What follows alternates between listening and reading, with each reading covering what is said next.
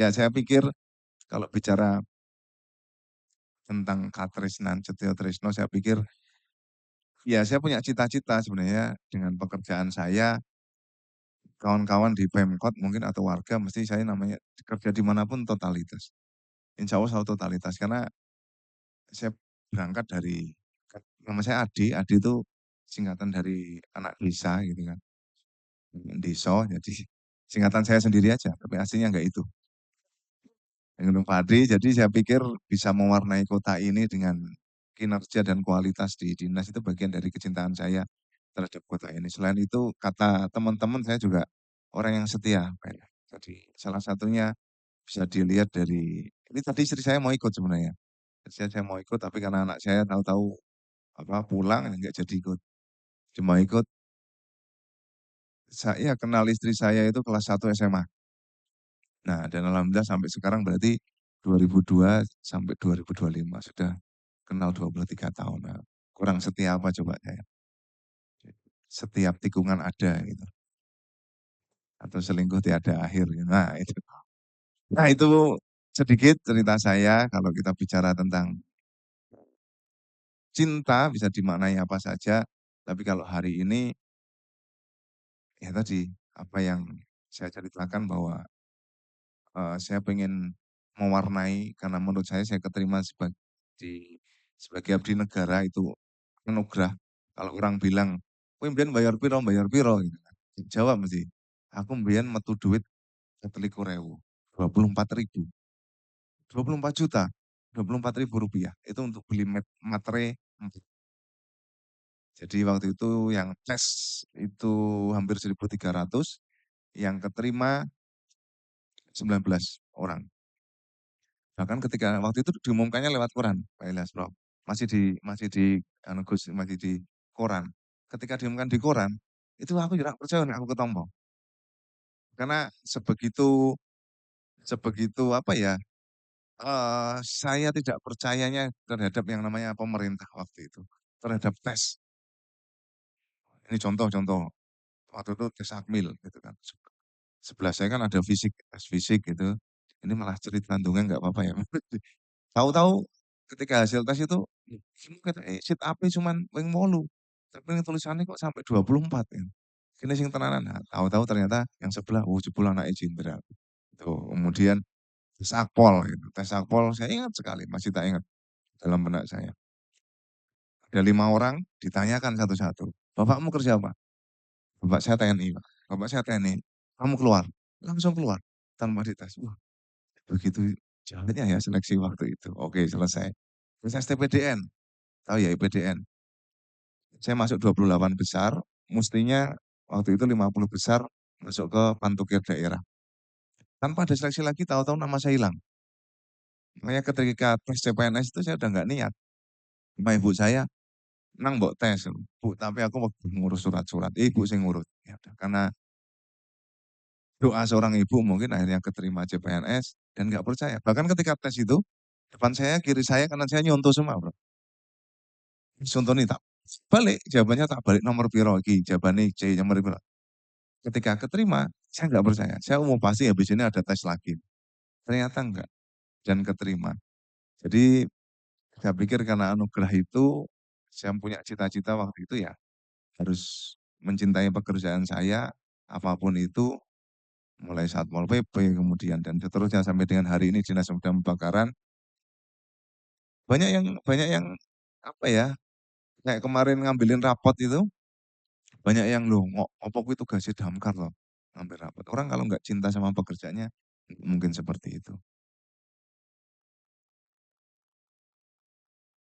Jawabannya pasti mbok luweh, ora urusan, apa, ora ngefek karo uripku kan gitu sebagian.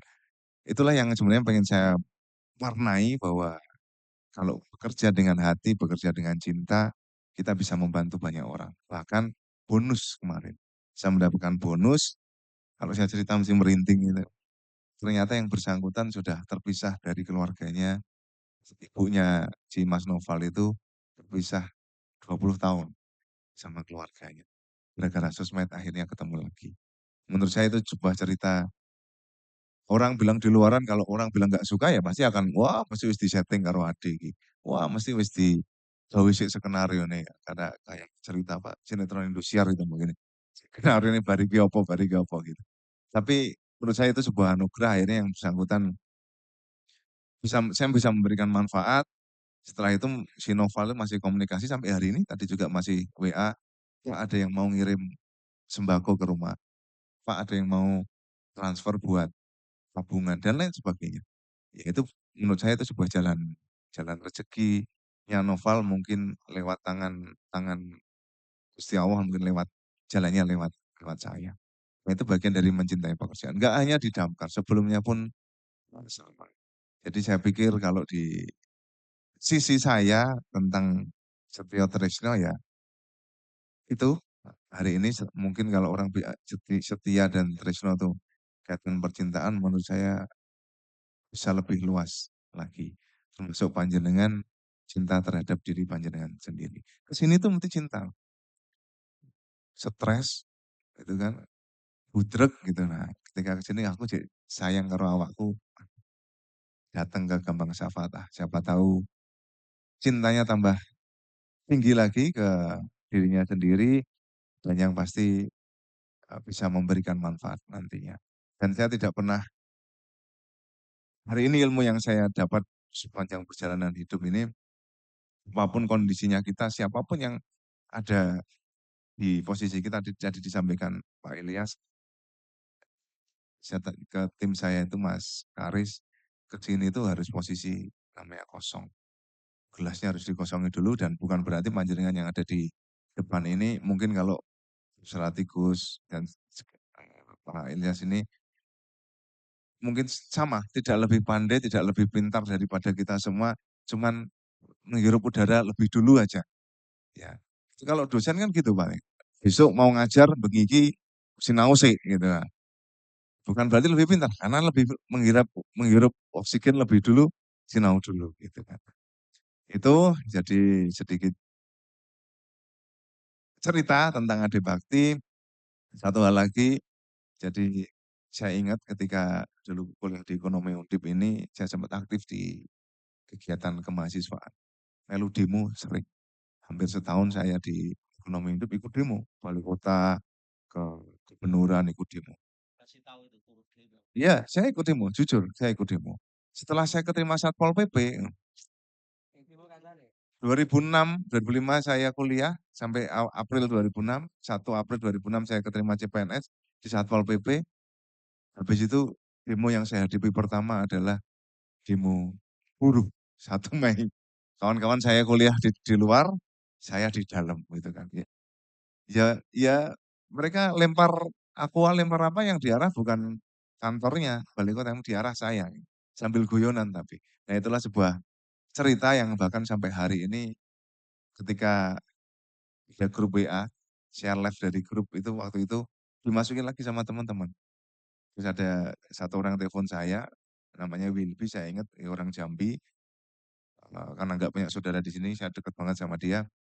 Nah telepon, bro, ini grup bukan grup yang lulus kuliah, tapi ini grup yang apa masuk grup untuk apa, bukan yang lulus, karena banyak juga yang nggak lulus ternyata.